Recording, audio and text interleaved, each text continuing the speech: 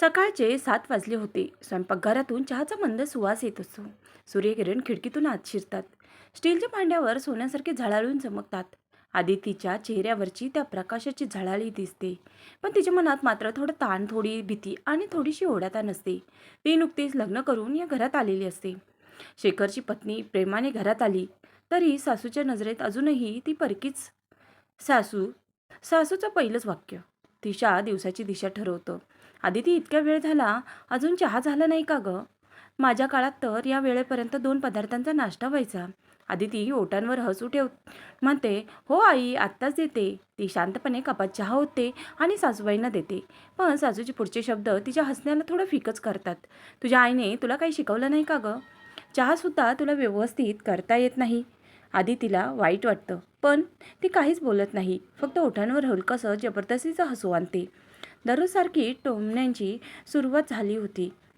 ती रोज वाढतच चालली होती. दिवसेंदिवस प्रत्येक छोट्या कामात चुका दाखवल्या जात होत्या. पोळी गोल झाली नाही म्हणून काय शेखरला ही सवय लावतेस? काय घरात पाहुणे आले आणि तू अजून फोनवरच? सून म्हणजे शोभा असते घराची. मोबाईलपेक्षा घराकडे जास्त लक्ष द्या. प्रत्येक वाक्य म्हणजे एक छोटा वार. आदिती मनातल्या मनात हे सगळं सहन करत होती.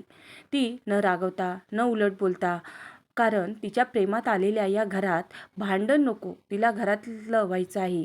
ती प्रयत्न करत असते. रोज नवीन पदार्थ शिकते, घरातील काम आवडीने करते.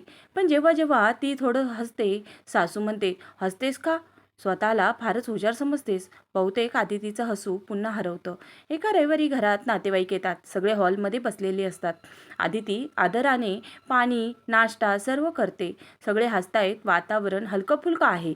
पण सासूचे शब्द पुन्हा त्या हलक्या क्षणांना जड करतात. ही बघा माझी सून. आमच्या काळात मुली लग्नाआधी घरकाम शिकून येत.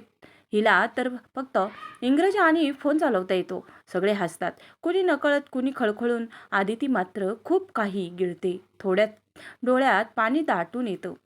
पण ती ते दिसू नये देत नाही.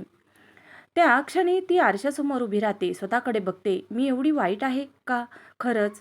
असा प्रश्न तिच्या मनात येतो. पण लगेच दुसरा आवाज येतो. नाही, मी चुकीचे नाही. फक्त अजून त्यांना माझं खरं रूप दिसलेलं नाही.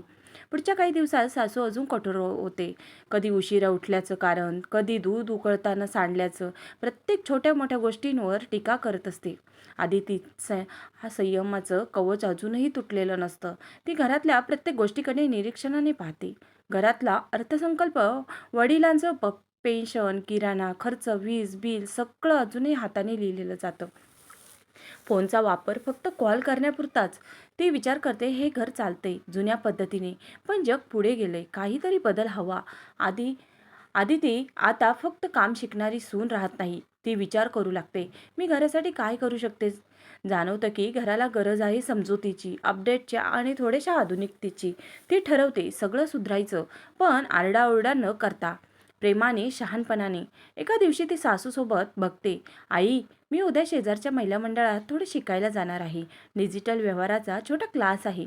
सासू थोडं चिडूनच म्हणते, घरातलं काम आधी शिक, मग इतरांना शिकव. आदिती काही बोलतच नाही, फक्त हसते. ती मनाशी म्हणते, आई, तुम्हाला अजून माझं काय शिकवायचं आहे ते कळालं नाही. त्या रात्री ती लॅपटॉप उघडते, काही नोंदी करते. तिच्या डोळ्यात आता दुःखाऐवजी दृढतेचा प्रकाश आहे.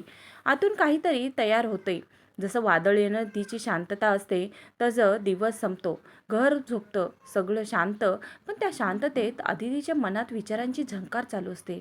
टोमणे, अपमान, अवहेलना या सगळ्यांच्या राखेतून ती स्वतःचं नवीन रूप तयार करत असते. घरात टोमणे होत होते, पण आदितीच्या आत शांत वादळ तयार करत होतं.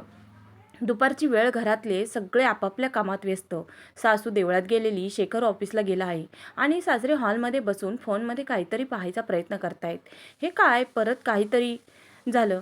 वडील त्रस्त आवाजात म्हणतात, UPIचं बटन दाबलं, पण OTP कुठे गेला ते कळेना. आदिती स्वयंपाकघरातून आवाज ऐकते. ती लगेच येते. हलक्या आवाजात विचारते, काय झालं बाबा? फोन दाखवा ना. ती बसून त्यांच्या हातातला फोन घेते. हे बघा, OTP इथे मेसेजमध्ये आलाय आणि इथं व्हेरीफाय क्लिक केलं की पेमेंट होईल. वडील थोडी संकोचतात, थोडं घाबरतात. अगं, या बटनावर दाबलं की सगळे पैसे जात नाही ना? आदिती हसते आणि तिच्या हसण्यात शिकवण्याचा आत्मविश्वास आणि प्रेमाचा आधार असतो. नाही बाबा, हा तुमचं परवानगीचं बटन आहे. तुमच्या होकाराशिवाय काहीच होत नाही. हे बघा, असं करा. काही समजलं नाही तर मी आहे ना. हळूहळू जमेल तुम्हाला. वडील पहिल्यांदा स्वतःचं UPI पेमेंट करतात. पेमेंट झाल्याची टिंग आवाज हॉलमध्ये घुमतो आणि त्यांच्या चेहऱ्यावर बालसुलभ हसू उमटतं. अरे वा, झालं खरंच. आदिती ही हसते. ती मनात म्हणते, हाच तो पहिला बदल. दिवसेंदिवस घरात डिजिटल गोंधळ वाढत होता. वीज bill, gas booking, bank message व सगळं काही मोबाईलवर येत होतं. पण कुणालाही नीट समजत नव्हतं. सासू रागाने म्हणायची, हा फोन म्हणजे सैतान. सगळं याच्यामध्ये बंद झाले. आमच्याकडे सगळं वहीत असायचं. काही गडबड झाली नाही. आदिती आता त्या रागावर राग नाही काढत, ती समजूत काढते. आई, या फोनमुळेच तर आपलं रोज बँकेत जायचं टळतं. पैसे पाठवायचं, बिल भरायचं, सगळं बसल्या जागी. सासू थोडी शंकेखोर नजरेने बघते. म्हणजे तू म्हणतेस हे सोपं आहे? हो आई, मी शिकवते तुम्हाला हळूहळू. छोट्या छोट्या पावलांनी आदितीने ठरवलं. आता घराला डिजिटल जगाशी ओळख करून द्यायची. पण प्रेमाने सन्मान राखून ती एका संध्याकाळी ठरवते. घरात छोटासा फोन क्लास घ्यायचा. टेबलावर चहा ठेवते. आई वडिलांना बोलावते. आज आपण फोन शिकूया. पहिला धडा व्हॉट्सअपचा. आई हसते, पण थोडी थोडी गोंधळलेली असते. हे बघ, मला मेसेज पाठवायचा असेल म्हणजे नंबर टाईप करावा लागतो ना. आई, आदिती सांगते. आधी संपर्क सेव्ह करायचं, नाव लिहायचं आणि एकदा सेव्ह केलं की तो कायम राहतो. तिच्या शांत आवाजात स्पष्ट समजावते. आई, हे बघा, फोटो पाठवायचा तर हे बटन दाबा. बाबा, QR स्कॅन म्हणजे काय बघा. जसं तुम्ही दुकानात बिल देता तसं इथं स्क्रीनवर पैसे जातात. सासूचा चेहरा हळूहळू बदलतो. चिडचिडेपणातून उत्सुकतेकडे ती म्हणते, अगं बाई, हे इतकं उघड नाही आहे. आदिती हलकं हसते. मी सांगितलं होतं ना आई, जमेल तुम्हाला. त्या दिवसानंतर घरात रोज 15 मिनिटांचा फोन वेळ सुरू होतो. सासू शिकते फोटो कसा पाठवायचा, काढायचा. वडील शिकतात OTP वाचायचा आणि फ्रॉड कसा ओळखायचा. शेखर एक दिवस ऑफिसून लवकर घरी येतो. आई त्याला सांगते, अरे शेखर, मी आज स्वतः वीज बिल भरलं UPI वरून. शेखर आश्चर्याने विचारतो, खरंच? कोणी शिकवलं? सासू थोडं ओशाळून हसते. तुझ्या बायकोने. तिच्या पोळ्या चुकतात पण फोन तिच्या हातात जादूचं यंत्र वाटतं. आदिती काही बोलत नाही, पण तिच्या चेहऱ्यावर हलकंसं समाधान दिसतं. पहिल्यांदा सासूच्या आवाजात टोमण्याऐवजी थोडं कौतुक मिसळलेलं असतं. आता घर बदलायला लागलं आहे. सकाळी सासू व्हॉट्सअपवर गुड मॉर्निंगचा फोटो मैत्रिणींना पाठवते. वडील शेजाऱ्यांना सांगतात, आमचं बँकिंग आता ऑनलाईन झालं आहे. आणि शेखर हसत म्हणतो, आदिती, तू घरातील डिजिटल संस्कारी सून आहेस. पण आदितीला का माहीत आहे, हा बदल फक्त तंत्रज्ञानाचा नाही, हा बदल आहे मानसिक परिवर्तनाचा. प्रवास जिथे तिने सासूचं मन हळूहळू जिंकलंय. ती कोणालाही चुकीचे सिद्ध न करता फक्त आपली भूमिका कृतीतून दाखवत आहे. तिला आठवतं, सुरुवातीला जेव्हा सासूने म्हटलं होतं, या मुलीला काहीच येत नाही, तिच्या आईने काही शिकवलं आहे की नाही, तेव्हा तिच्या आत एक आवाज उठला होता, शिकवलेला आहे. मी एक दिवस दाखवून देईल, पण शब्दांनी नाही, कृतीने. एका दुपारी सासूचा फोन हँग होतो. ती ओरडते, हा फोन काही चालतच नाही, काहीतरी करून दे बघ. ती फोन घेते, सेटिंग ठीक करते आणि सांगते, आई, नोटिफिकेशन खूप आले होते म्हणून फोन हळू झाला होता. सासू विचारते, हे सगळं तुला कोणी शिकवलं? आदिती शांतपणे म्हणते, जीवन शिकवतं आई, आणि इंटरनेट थोडं मदत करतं. सासू काही क्षण तिच्याकडे पाहत राहते. त्या नजरेत आता कमीपणा नाही, फक्त कृतज्ञता. काही महिने निघून जातात. सासूचे टोमणे आता कमी झाले होते. एक दिवस संध्याकाळी घरात वीज जाते. सगळे चिंतेने ऑनलाईन बिल भरायचं विसरलं म्हणून कनेक्शन कट झाले का काय असं सासू घाबरते. अरे देवा, पुन्हा हे ऑनलाईन त्रास. आदिती शांतपणे मोबाईल काढते, बँक ॲप उघडते आणि काही क्लिक करते आणि म्हणते, आई, झालं, बिल भरलं, काही काळजी नाही. काही मिनिटात लाईट परत येते. सगळे तिच्याकडे बघतात, जणू तीच घराचा नवीन आधार. त्या रात्री सासू एकटी बसलेली असते. तिच्या डोळ्यासमोर आदितीचं हस्त शिकवणारं रूप दिसतं. मनाशी म्हणते, सून घरातल्या कामात चुकते खरी, पण घराच्या भविष्यात मात्र उजेड भरते आहे. आदितीला आता कुणाकडून शब्दांची गरज नाही. तिने स्वतःचं स्थान टोमण्यांमधून नव्हे तर प्रेमळ कृतींमधून निर्माण केलं आहे. सकाळचा वेळ, सूर्यकिरण हलकेसे अंगणात पडलेले. आदिती अंगण झाडत असते. घरात शांती आहे, जशी कधीच नव्हती. तिच्या हालचालींमध्ये आता गोंधळ नाही, तर एक स्थैर्य आहे. टोमणे, चिडचिड, कटाक्ष हे सगळं हळूहळू मागे राहिलं आहे. घर बदललं आहे. आता फोन वाजला की सासू स्वतः उचलते. हो बोलते, मी व्हॉट्सअपवर फोटो पाठवा. वडील म्हणतात, आमचं बँकिंग सगळं फोनवरच चाललंय. आता शेखरही अभिमानाने सांगतो, माझी आदितीच्या हातात जादू आहे. घर सांभाळते आणि भविष्यही. पण आदिती मात्र स्वतःचं कौतुक करत नाही. ती जाणते तिचा विजय आवाजात नाही, तो नात्यांमध्ये उमटला आहे. दिवसेंदिवस सगळं नीट चालू आहे. आदितीची सकाळ आता हसण्यात जाते. सासू आणि ती एकत्र जेवण बनवतात आणि अधूनमधून सासू म्हणते, बघ पोळी गोल झाली आज. आदिती हसून म्हणते, तुमच्या मार्गदर्शनामुळे आई दोघींच्या नात्यात आता थोडीशी गोड चेष्टा आलेली आहे. ती आधी फक्त टोमण्यांमध्ये दडलेली होती. पण जीवनात जसं असतं, प्रत्येक सुखानंतर नवं कसोटीचं वळण येतं. एक दिवस अचानक वडिलांना बँकेतून फोन येतो. कुणीतरी फ्रॉड केला होता. OTP मागितला. वडिलांनी तो सांगितला आणि काही तासात त्यांचे खाते रिकामे झाले. घरात गोंधळ उडतो. शेखर ऑफिसमधून धावत येतो. सासू रडत असते. सगळं आपल्या डोळ्यात गेलं. आदिती शांत आहे.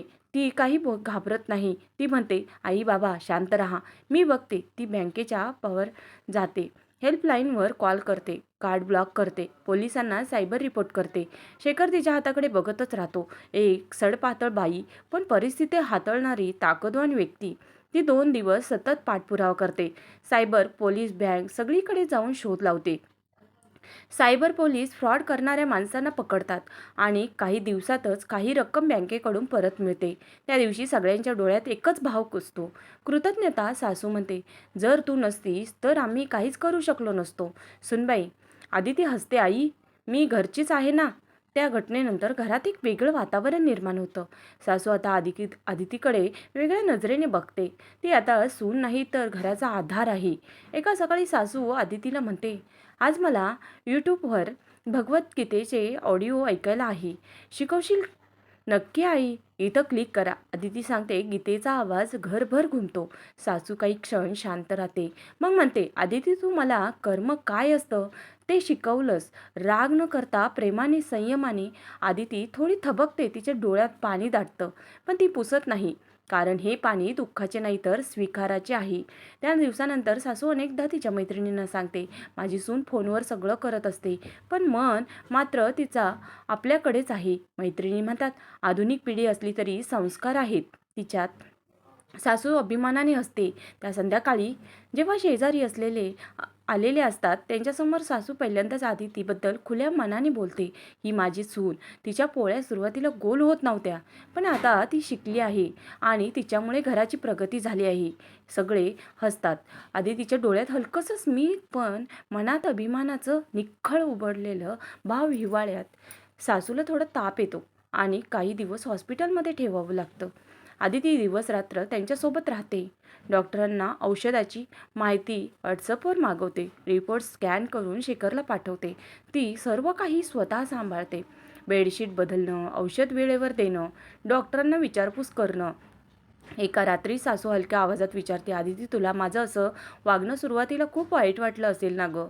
आदिती हसून म्हणते, आई त्या टोमण्यांमुळेच तर मी आज एवढी मजबूत झाले. जर तुम्ही तसं वागले नसता तर कदाचित मी आज ही आदिती झाले नसते. सासूच्या डोळ्यात पाणी येतं. ती तिचा हात धरते. माफ कर बाळ, मी तुला नेहमी माझ्या मोजपट्टीने मोजलं, पण आता समजलं संस्कार म्हणजे फक्त काम शिकवणं नाही, आपल्यांना दुखवता जग शिकवणंही असतं. दोघे शांत राहतात. त्या क्षणी त्यांचं नातं सासू सुनेचं राहत नाही, ते आई मुलगी बनतं. हॉस्पिटलमधून घरी परतल्यावर सासू पूर्ण बदललेली असते. ती आता आदितीला बाळ म्हणते. बाळ आज पोळी तू कर, मी भाजी करते. ते आई आज मी सगळं करते, तुम्ही फक्त बसून गप्पा मारा. त्या दोघींच्या गप्पा आता घराची सजावट आहेत. हॉलमधला हशा आता टोमण्यांच्या जागी आहे. वडील म्हणतात, आपलं घर आता पुन्हा जुनं घर झाले. पण आधुनिक रूपात शेखर हसत म्हणतो, हो, या घराचं वायफाय आणि प्रेम दोन्ही मजबूत आहेत. आदितीमुळे एका रविवारी दुपारी सगळं घर एकत्र बसलेलं असतं. शेजाऱ्यांच्या मुलीला काही डिजिटल कामासाठी मदत हवी असते. सासू स्वतः तिला शिकवते. अरे, माझी सून शिकवेल. तुला फोन हाताळायचा असेल तर आदितीकडून शिक. अदिती थोडी लाजते. आई, तुम्ही असं सगळ्यांसमोर म्हणू नका ना. सासू हसून म्हणते, का नाही म्हणू? पूर्वी तुला टोमणे मारले, आता कौतुक नाही करायचं का? मग तिच्या त्या वाक्यात दशकाच्या संस्काराचं ओझं वितळत राहतं. फक्त शब्द नाहीत, तो स्वीकाराचा शंखनाद असतो. काही महिन्यांनी घरात एक छोटं कौटुंबिक जेवण ठरलेलं असतं. सगळे नातेवाईक आलेले. आधी जे हसत होते, टोमणे मारत होते, ते आता विचारतात, आदिती, आमच्या घरातही UPI शिकवशील का? तू ज्या पद्धतीने सांभाळते सगळं, ते खरंच आदर्श आहे. सासू त्यांच्यामध्ये बसून म्हणते, ही पिढी वेगळी आहे, पण चुकीची नाही. स्वयंपाकात कधी चूक होईल, पण आयुष्यात ती शहाणी आहे. जगायचं कसं, नाती जपायची कशी, हे सगळं शिकवते ही आदिती. थोडं डोळे खाली करते, पण तिच्या चेहऱ्यावरचं शांत स्मित सगळंच सांगतं. ती आता कोणाला काही सिद्ध करत नाही. ती फक्त स्वतःसारखी जगते. रात्री घर शांत झालं आहे. सगळे झोपलेत. आदिती अंगणात बसलेली हातात चहाचा कप, तिच्या डोळ्यात चंद्राचा प्रतिबिंब आणि मनात कृतज्ञतेचा ओलावा. ती विचार करते, घर जिंकलं ते मी भांडून नाही, मी शिकवून, समजून, प्रेम दाखवून जिंकलं. तिला आठवतं पहिला दिवस, टोमणे, अपमान, अविश्वास, आणि आता तोच घराचा सन्मान. तिच्या हातात काळजीपूर्वक ती कप ठेवते आणि हसते. तिच्या मनात एकच वाक्य उमटतं, भांड्यातलं दूध कधी कधी सांडतं, पण सांडलेल्या सन्मानाला थेंबाथेंबाने पुन्हा भरलं पाहिजे. आणि घर जिंकलं ते पोळ्यांच्या चवीने नाही, प्रेमळ शिकवणीच्या शहाणपणाने. कथेचा संदेश असा आहे की सून चांगली असायला सगळंच यायला हवं असं नाही, पण माणसं जोडता यायला हवी आणि जग समजता यायला हवं. खरं संस्कार म्हणजे कुणाला हरवणं नव्हे, तर स्वतःच्या प्रेमाने, संयमाने, समजुतीने जिंकणे म्हणजे संस्कार. प्रेमाचं आधुनिक रूप आहे. तर तुम्हाला ही कथा कशी वाटली ते कमेंट बॉक्समध्ये नक्की कळवा. आणि चॅनलला नवीन असाल तर सबस्क्राईब करायला विसरू नका. धन्यवाद.